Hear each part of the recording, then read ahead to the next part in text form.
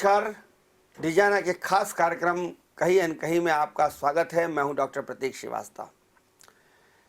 कहीं अनकहीं कार्यक्रम में हम वो खास खबरें लेकर आपके सामने आते हैं जो चुटीले अंदाज में होती हैं, सच्चाई के नज़दीक होती हैं, लेकिन किसी भी चैनल या अखबार में वो प्रकाशित नहीं होती हैं। वो खबरों में बात कही जाती है कि जहां आग होती है वहीं धुआं उठता है, और धुएं के आधार पर उस पूरी खबर का अंदाज़ा लगाया जाता है। और इसकी विशेषज्ञता, इसकी महारत हासिल है अरविंद तिवारी जी को, जो वरिष्ठ पत्रकार हैं, इंदौर प्रेस क्लब के अध्यक्ष हैं, और उनका बेहद लोकप्रिय कार्यक्रम है राजवाड़ा टू रेजिडेंसी। इसी कार्यक्रम को हम पेश करते हैं कहीं अनकहीं के रूप में। अरविंद जी, आपका स्वागत है। अरविंद जी, आपने लिखा है कि आजकल जो है वो मुख्यमंत्री शिवराज सिंह चौहान और संघ के बीच में बड़ा अच्छा तालमेल है, कदम ताल है। जैसा संघ का गाना है वैसा शिवराज जी का बजाना है, और दोनों की जुगलबंदी ने मध्य प्रदेश में बहुत ही नए आयाम स्थापित कर दिए हैं। जी प्रतीक जी, मध्य प्रदेश में शिवराज सिंह चौहान इस बार कुछ बदले बदले से हैं, और उनके अंदाज बहुत अलग हैं, उनकी कार्यप्रणाली बहुत अलग है, अफसरों के साथ जो उनका बिहेव है वो बहुत अलग तरह का है। शिवराज सिंह चौहान जो पहले बहुत सॉफ्ट माने जाते थे ब्यूरोक्रेसी को लेकर, बहुत अभी मतलब वो ब्यूरोक्रेसी की छोटी सी भी लापरवाही को बर्दाश्त करने की स्थिति में नहीं है। मध्य प्रदेश में एक मुद्दा काफ़ी दिनों से चर्चा में, आपके ध्यान में भी है, कि मध्य प्रदेश में बड़ी संख्या में बच्चियां लापता हो रही हैं, और गुमशुदगी की रिपोर्ट बाकायदा उनकी दर्ज होती है, और ये आंकड़ा दिन ब दिन बढ़ता जा रहा है। मानव तस्करी का बढ़ता जा रहा है, और खासकर भोपाल जैसे शहर में तो ये आंकड़ा बहुत ऊपर जा रहा है। संघ का नजरिया इसको लेकर कुछ और है, और उस नजरिए को शिवराज सिंह चौहान ने भापा, तो पूरे देश में बेटी बचाओ का अलग जगाने वाले शिवराज सिंह चौहान ने अब अपना सारा ध्यान बेटी ढूंढो पर केंद्रित कर रखा है, क्योंकि उन्हें मालूम है कि संघ का एजेंडा है, संघ का नेटवर्क तो काफी काम कर रहा है इस मामले में। संघ के जो अनुषंगिक संगठन है वो बेटी ढूंढो के मामले में बहुत तेजी से काम कर रहे हैं, अलग अलग क्षेत्रवार जिम्मेदारियां सौंपी गई है, उस पर काम कर रहे हैं। लेकिन शिवराज सिंह चौहान के इस इशू पर बहुत ज़्यादा ध्यान देने के चलते मध्य प्रदेश में अब पुलिस का ध्यान इस ओर है। पुलिस थानों में जो पुरानी एफआईआर दर्ज पड़ी हैं उनको खंगाला जा रहा है, उनके आधार पर उन बच्चियों को ढूंढने के सूत्र तलाशे जा रहे हैं, और यह भी पता लगाया जा रहा है कि आखिर ये सब क्यों, मतलब ऐसा माना जा रहा है, संघ का मानना है कि बहुत सुनियोजित तरीके से ये हो रहा है, और इसमें एक वर्ग विशेष के लोग इन्वॉल्व हैं। तो इसीलिए सरकार अपने स्तर पर बच्चियों को ढूंढने में तो लगी है। वो जो कानून लाए हैं के खिलाफ, वो भी इसी संदर्भ में लाए गए हैं। आपने देखा कि कितनी तेजी से मध्य प्रदेश में, मतलब मुझे लगता है कि 2-2.5 महीने में पूरी रूपरेखा बन के, और जो सबसे सख्त कानून है लव जिहाद को लेकर, वो मध्य प्रदेश में ही लाया गया है। अब बात करते हैं कमलनाथ जी। कमलनाथ जी लाख कहें कि वे भोपाल में ही रहेंगे और उनका कहीं जाने का इरादा नहीं है, लेकिन औपचारिक रूप से या अनौपचारिक रूप से वो अहमद पटेल की भूमिका में आ चुके हैं।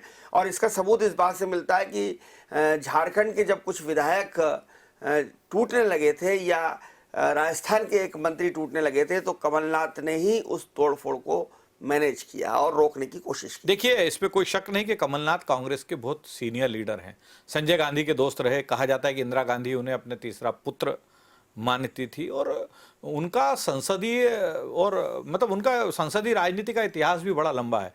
पार्लियामेंट में कई बार वो कांग्रेस के फ्लोर मैनेजर की भूमिका निभा चुके हैं, तो बड़ा उनका एक अनुभव माना जाता है। अहमद पटेल, और अहमद पटेल के बाद मोतीलाल वोरा के इस दुनिया को अलविदा कहने के बाद अब कांग्रेस के पास एक कोई ऐसा कद्दावर लीडर नहीं है जो पार्टी अध्यक्ष और पार्टी के नेताओं के बीच में समन्वय स्थापित कर सके, या पार्टी अध्यक्ष की अलग अलग राज्यों की इकाइयों से क्या मंशा, उसे किस तरह अमल में ला सके। अशोक गहलोत है तो, लेकिन अशोक गहलोत अब राजस्थान, कांग्रेस के पास जो 2-3 बड़े प्रांत बचे उसमें राजस्थान एक है।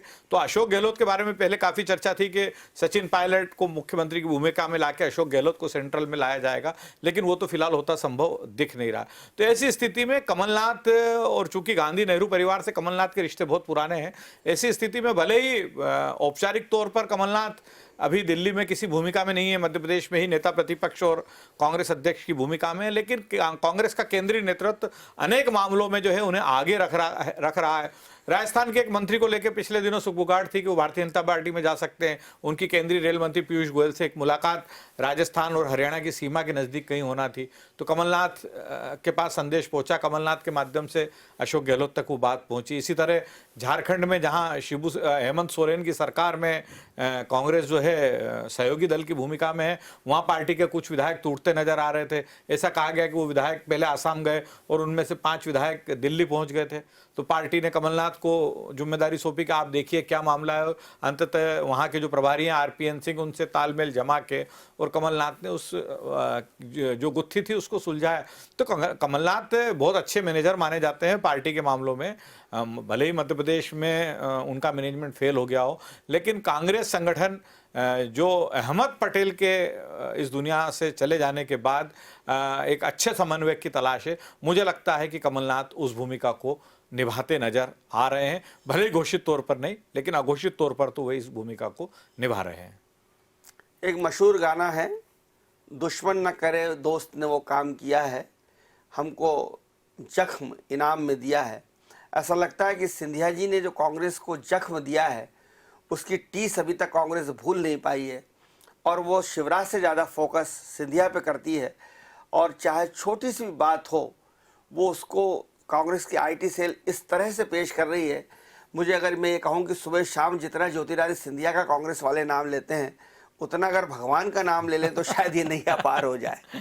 ग्वालियर चंबल संभाग में मैं था उपचुनाव के दौर में, और देखा कि कांग्रेस के आईटी सेल ने सिंधिया को आरोपों के घेरे में लेने में कोई कसर बाकी नहीं रखी, और आईटी सेल को लगने लगा था कि हमने काफ़ी हद तक ग्वालियर चंबल के लोगों तक ये बात पहुंचा दी है कि ज्योतिरादित्य सिंधिया अपने समर्थक विधायकों को भारतीय जनता पार्टी में लेकर क्यों गए, क्या कारण थे, किस तरह का लेन देन हुआ। तरह तरह के आरोप कांग्रेस के आईटी सेल ने लगाए, लेकिन उपचुनाव का नतीजा आ गया।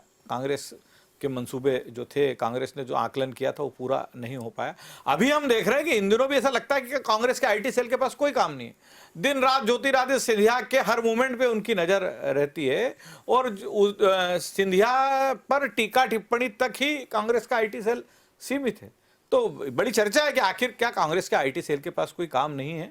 और सिंधिया, बिल्कुल आपने सही कहा कि सिंधिया पे इतना फोकस करने के बजाय आईटी सेल अपनी पार्टी के काम को, अपनी पार्टी के जो ग्राउंड लेवल के मूवमेंट है उनको यदि जनता तक ले जाए अलग अलग सोशल मीडिया प्लेटफॉर्म के माध्यम से, तो वो एक बड़ी बात होगी। तो मतलब ये है कि हाँ, ये मतलब इससे स्पष्ट है कि जो सिंधिया के जाने से सत्ता खोने का गम है, उससे अभी तक कांग्रेस उबर नहीं पाई है। और अभी भी वो यही करती रहती है कि शिवराज जी ने सम्मान दिया, सिंधिया को नहीं दिया, शिवराज जी ने ऐसा कर दिया तो ये सिंधिया का अपमान हो गया, सिंधिया ने ऐसा कर दिया तो शिवराज का हो गया। आपने देखा होगा बीच में एक बार आया कोई पेम्पलेट या पोस्टर निकला, तो उसमें ज्योतिरादित्य, कोई सूची जारी, उसमें ज्योतिरादित्य सिंधिया का नाम 5वें-6वें नंबर पे था, तो कांग्रेस के आईटी सेल ने और कांग्रेस के प्रवक्ताओं ने कहना शुरू कर दिया कि कांग्रेस में तो 2 नंबर के लीडर थे, कमलनाथ के बाद नंबर आता, अब 10वें नंबर पे आ गए हैं। तो मतलब इस तरह की बातें जो है चल रही है वो। हाँ, तो ये इसको कहते हैं कि मतलब लोग कहने लगे कि भैया थोड़ा अपने कामकाज पे भी ध्यान दो। सिंधिया तो आपके साथ किसी जमाने में थे, अब भारतीय जनता पार्टी में और वहां वो काम कर रहे हैं एक नेता की हैसियत से। इसीलिए कहा गया है, किसी शायर ने कहा है कि मोहब्बत में जो है आदमी महबूब को कम अपने दुश्मन को ज्यादा याद करता है। बहरहाल ऐसा नहीं है कि केवल भारतीय जनता पार्टी ही विपक्ष के नेताओं पर और विधायकों पर डोरे डालती है, बल्कि कांग्रेस भी भाजपा के नेताओं पर डोरे डालने में कम नहीं है। और ताज़ा मामला है कमलनाथ का, जब उन्होंने गुना अशोकनगर के सांसद केपी यादव को जन्मदिन पर सबसे पहले बधाई दी। केपी यादव वो शख्सियत है जो ज्योतिरादित्य सिंधिया को चुनाव हराकर सांसद बनी है, और आज भी गुना में सिंधिया और यादव के बीच में तालमेल नहीं है। बिल्कुल सही कहा आपने। कमलनाथ तो हमेशा मौके की तलाश में रहते हैं। केपी यादव का आपने देखा होगा कि सामान्यतः जन्मदिन के मौके पर या विवाह समारोह जैसे उसमें कमलनाथ के ट्वीट बहुत कम आते हैं। यूं कमलनाथ सोशल मीडिया पे बहुत सक्रिय हैं, अलग अलग प्लेटफॉर्म पे उनकी टिप्पणी आती रहती है। लेकिन पिछले दिनों जब केपी यादव के जन्मदिन पर सबसे पहले कमलनाथ का बधाई ट्वीट आया तो लोगों को बड़ा आश्चर्य हुआ। लेकिन राजनीतिक विश्लेषकों ने जब उसका विश्लेषण किया तो उन्हें इसमें कई बहुत सारी ऐसी बातें नजर आई जो मतलब है ना कि बात निकली है तो दूर तलक जाएगी। और ये भी बिल्कुल सर्वविदित है कि ज्योतिरादित्य सिंधिया के भारतीय जनता पार्टी में आने के बाद उनको लोकसभा का चुनाव हराने वाले केपी यादव बहुत ही अनकंफर्टेबल फील कर रहे हैं। आपने देखा होगा ग्वालियर शिवपुरी क्षेत्र में ज्योतिरादित्य सिंधिया के कई कार्यक्रम हो रहे हैं, इन दोनों लगातार कार्यक्रम होते हैं, लेकिन बहुत कम कार्यक्रमों में केपी यादव की उपस्थिति नजर आती है। तो मतलब कमलनाथ जो मौकों को भुनाने में माहिर माने जाते हैं, उनका केपी यादव के जन्मदिन पर ट्वीट करना और उसका चर्चा में आना कहीं ना कहीं कुछ संकेत तो दे रहा है। जहाँ तक बात करें राष्ट्रीय स्वयंसेवक संघ की, वो सामान्यतः राष्ट्रीय Swayamsevak Sangh day to day की गतिविधियों में दखल नहीं देता, लेकिन कई बार संघ से जुड़े लोग इस तरह के काम कर बैठते हैं कि संघ से ही जुड़े दूसरे लोगों को आहत कर बैठते हैं।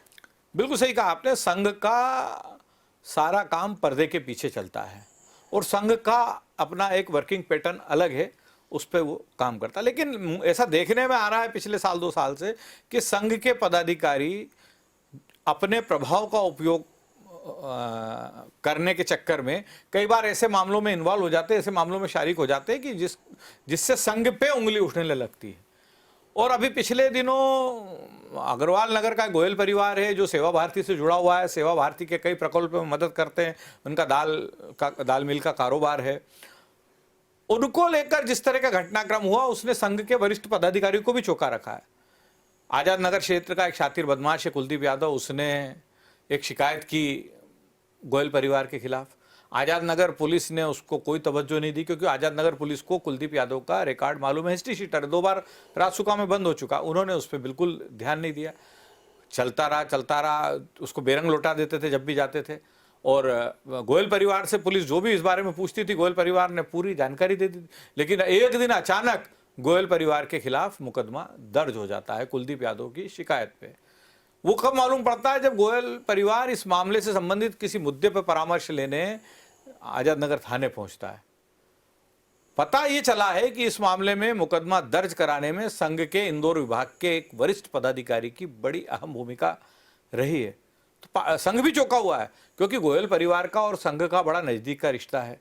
और संघ के बारे में आपको मालूम है कि जो लोग बुरे समय में संघ के मददगार रहते हैं उन्हें संघ हमेशा हाथों हाथ लेता है। तो इस मामले में संघ के विभाग के एक अधिकारी की भूमिका और उस आधार पर गोयल के खिलाफ केस दर्ज होना, गोयल परिवार के सदस्यों के खिलाफ, उसने संघ को बड़ा चौंका रखा। और संघ के वरिष्ठ पदाधिकारी अपने स्तर पर इस बात की पड़ताल करवा रहे हैं कि आखिर इसमें संघ के पदाधिकारी इन्वॉल्व कैसे हुए, क्या कारण थे। पुलिस अफसरों तक भी मामला पहुंचा है कि अगर और ये बात, इस बात की पुष्टि की जा रही है कि क्या वास्तव में प्रकरण दर्ज न होने की स्थिति बन रहते हुए भी संघ के किसी पदाधिकारी के दबाव में प्रकरण दर्ज किया गया। चलिए, ये तो तफ्तीश का विषय है, लेकिन भारतीय जनता पार्टी ने नई लीडरशिप तैयार करना शुरू कर दिया है और अब युवाओं पर खास फोकस किया जा रहा है। भाजपा का तो बहुत पुराना नारा है, एक बूथ 10 यूथ जी, और अब उसी नारे को आगे बढ़ाकर जब से बीडी शर्मा प्रदेश अध्यक्ष बने हैं तब से उन्होंने तय किया है कि उम्र को विशेष में ध्यान रखेंगे और नई उम्र की नई राजनीति पीढ़ी को आगे बढ़ाया जाएगा। नतीजा सामने है, बहुत सारी जगह पे जो नगर अध्यक्ष बने हैं वो 30-30, 32-32 साल के हैं, जिला अध्यक्ष बने हैं वो बहुत छोटी उम्र के हैं।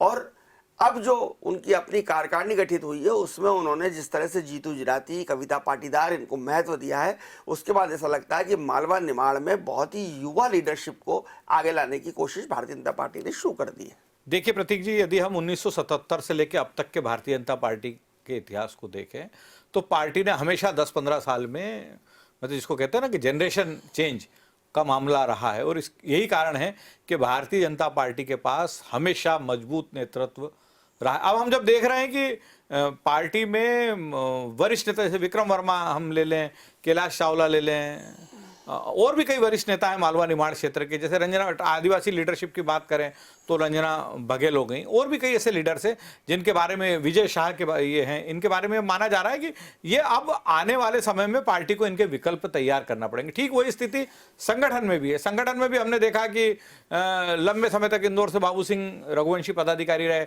सुदर्शन गुप्ता हो गए, उषा ठाकुर तो खैर मंत्री बन गए इसलिए संगठन में इस बार शामिल नहीं हो पाई, और भी इंदौर से कई नेता समय समय पर पदाधिकारी रहे। लेकिन इस बार जो वीडी शर्मा की टीम बनना शुरू हुई थी, सबसे पहले जो उन्होंने अपने शहर और जिला अध्यक्ष बनाया, तो आप उसमें देखिए देखिए कि उन्होंने, बिल्कुल आपने सही कहा कि 35 से 45 साल के लोगों को उन्होंने उसमें मौका दिया।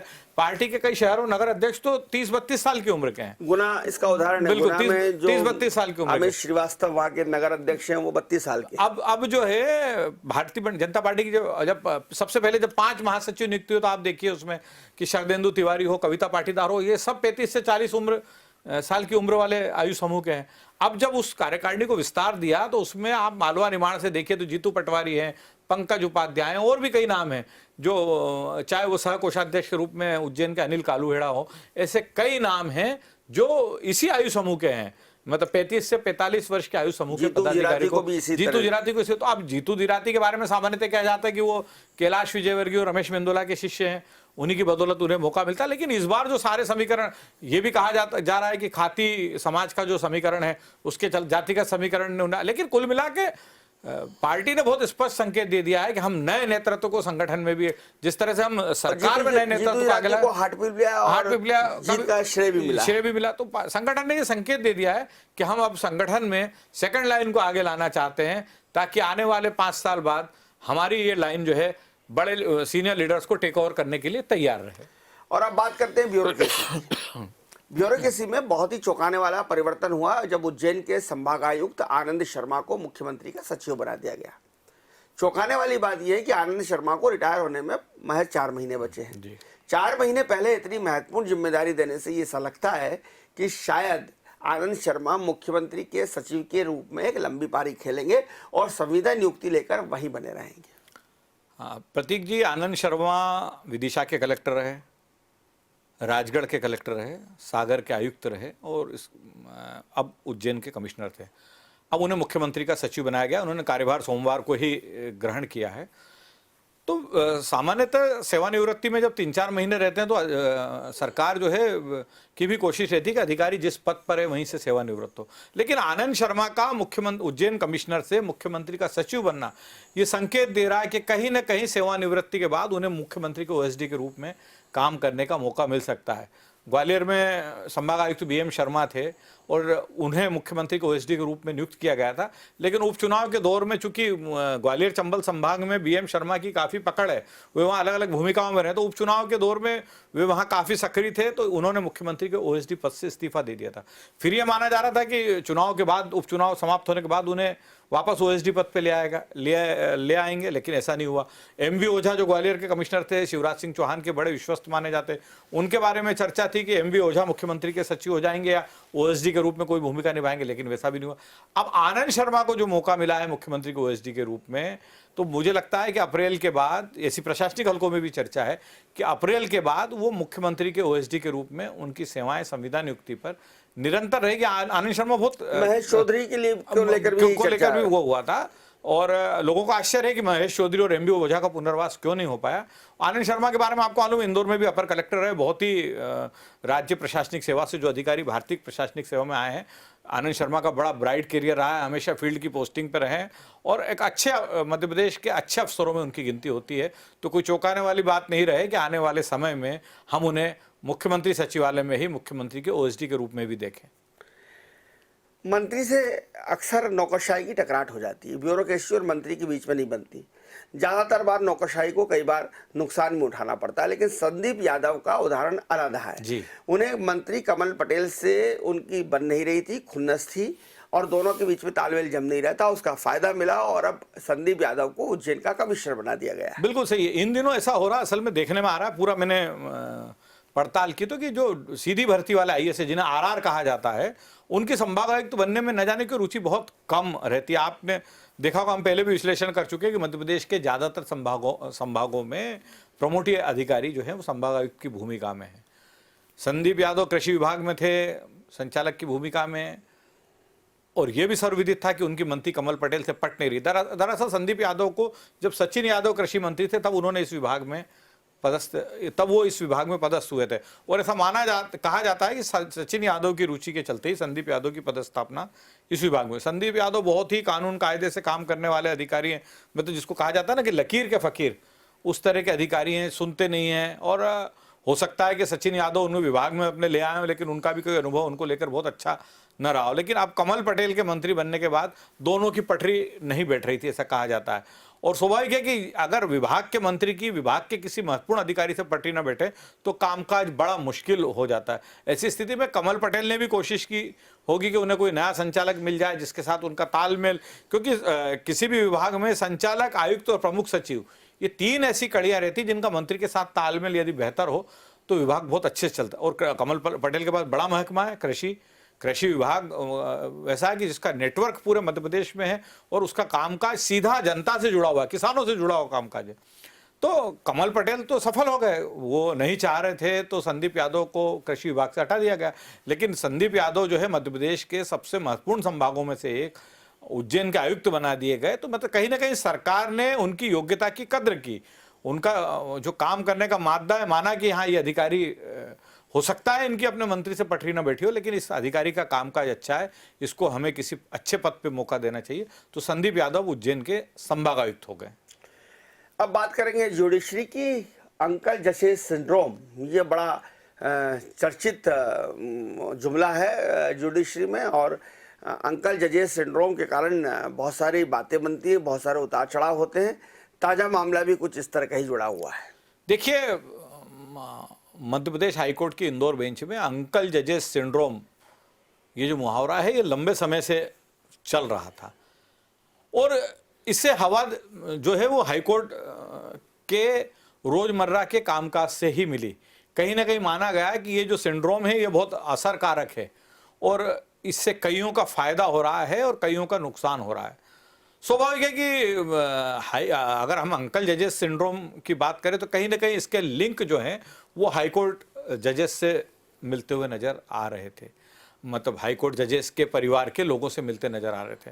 लेकिन अब पिछले दिनों जब इसी विषय पे हाईकोर्ट के कुछ सीनियर साथियों से बात हुई, सीनियर वरिष्ठ अभिभाषकों से बात हुई, तो उनका कहना था कि जस्टिस एस.सी. शर्मा जो हैं वो कर्नाटक हाईकोर्ट चले गए हैं, जस्टिस अवस्थी जो है वो उन्होंने रिजाइन कर दिया है, वो इंडस्ट्रियल ट्राइब्यूनल के हेड हो गए हैं। तो ऐसी स्थिति में अंकल जजेस सिंड्रोम जो है वो अब कुछ कमज़ोर हो गया है, ऐसा इंदौर में माना जा रहा। हालांकि जब सिंड्रोम पावरफुल था तो इससे कितनों लोगों का फायदा हुआ, किसका नुकसान हुआ, वैसे मेरा आकलन तो ये कहता है कि इस सिंड्रोम के पावरफुल रहते हुए कई लोगों का फायदा ही हुआ है। अब हम बात करते हैं, एक जोड़ी बहुत मशहूर हुई थी फिल्म शोले की, जय और वीरू की, और ऐसी एक जोड़ी अदालत में काम करती रही है जय और सौरभ की। लेकिन इस जोड़ी में अब मतभेद पैदा हो गए हैं, अबोलापन पैदा हो गया है, और उसकी वजह क्या रही है इस पर प्रकाश डालेंगे अरविंद तिवारी। देखिए, जय हार्डिया और सौरभ मिश्रा की जोड़ी काफ़ी वकील बिरादरी में काफ़ी चर्चित है। दोनों की दोस्ती बहुत ऐसी दोस्ती मानी जाती है, लालू गोपी की जैसे उदाहरण दिया जाता है ना, वैसा गोपी कृष्ण नेमा और बालकृष्ण अरोरा की जोड़ी के जो उदाहरण दिए जाते थे। और जय हार्डिया बार काउंसिल के मेंबर बने, उसमें कहीं ना कहीं सौरभ मिश्रा की बड़ी अहम भूमिका रही, क्योंकि जय हार्डिया जो है उनको जिताने में इंदौर डिस्ट्रिक्ट बार के वकीलों का बड़ा महत्वपूर्ण योगदान माना जाता है। लेकिन बार काउंसिल ने पिछले दिनों अपनी हाईकोर्ट की जो अलग अलग बेंचेस हैं उनको लेकर विभिन्न कमेटियां गठित की, और मुझे लगता है कि हाईकोर्ट की जो इंदौर बेंच में जो एक कमेटी गठित हुई है जिसको अनुशासन समिति कहते हैं, उसमें अनुशासन समिति में 2 सदस्य तो बार काउंसिल के हैं, जय हार्डिया और नरेंद्र जैन, लेकिन तीसरा सदस्य जो बनाया गया जिसका मनोनयन हुआ है वो है अजय बागड़िया। और मुझे लगता है कि अजय बागड़िया का मनोनयन ही इस कमेटी में जय हार्डिया और सौरभ मिश्रा के बीच अबोलेपन का मुख्य कारण माना जा रहा है। आज के लिए इतना ही काफ़ी है। फिर हम देखेंगे अगले सप्ताह इसी दिन इसी समय पर कहीं न कहीं। देखते रहिए डिजियाना न्यूज़, खबरों का सिलसिला जारी है, जारी रहेगा। नमस्कार।